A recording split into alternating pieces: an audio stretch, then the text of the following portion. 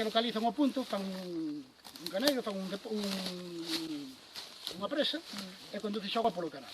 Os canales fanse, maiormente, fan muros, non os fan sobre a roca natural. Alguna vez sí que vai, non? Pero se poden, levantan os calcos pequenos, sobre uns 50, 60 centímetros, me parece que era, non demasiado fondos, depende, e con unha pendiente máxima de un 1%, me parece que era. O 1%, creo que un máximo. Temos hasta de 0,5, me parece que era.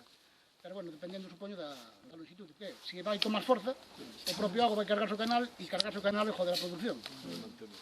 Bueno, estamos falando que podían estar facendo socalcos igual de aquí aí arriba, se necesitaban a superficie de base, o sea, unas alturas tremendas, e despois cascallo, e sobre ese cascallo, o ben compactado, senón unha base dura, para que condujera, bueno. Cando había que saltar un va a outro, facer un acueduto tan tranquilos. O sea, era unha inversión tremenda, pero que era imprescindible. Se non hai agua, non hai obra. Entón, captación de agua nunha presa, levan polos canais a 100 km se hace falta, fan socalcos, fan acueductos, e todo eso onde vai parar? Vai parar ao que se chama unha piscina. A piscina ben podía ser, o sea, xusto, digamos, en fronte da boca de mina, un poquinho máis atrás, farei un depósito de miles e millóns de metros cúbicos onde iría continuamente cargándose agua. Por qué? Porque para botar tal cantidad que vos dixen antes, para que entrara auga por esos tubos e fixeran o feito de émbolo que presionaba gas, entraban millóns e millóns e millóns. Entón o depósito ten que ser enorme para botar tal cantidad de agua rapidísimo, o sea, instante para que fora quente tapar todo ese buraco, non?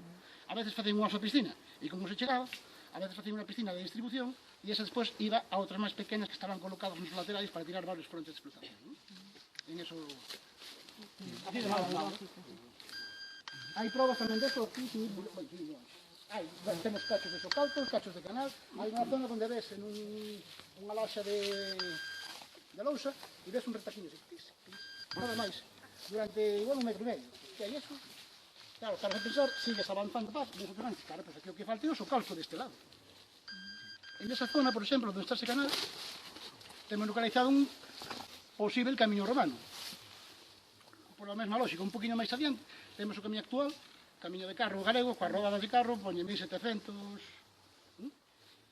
en varios tramos, pero non miras aquí e ves unha rodada máis elevada. Unha rodada máis elevada que falta outra, se falta outra que había un socalco que soportaba.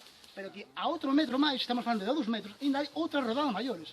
É dicir, que hai todo un recheo, un socalco de 2 metros, horizontalizar. Entón, se temos un camiño de 1700, se temos 2 niveles no medio, por que o último non é romano, encima está nunha zona chea de minas?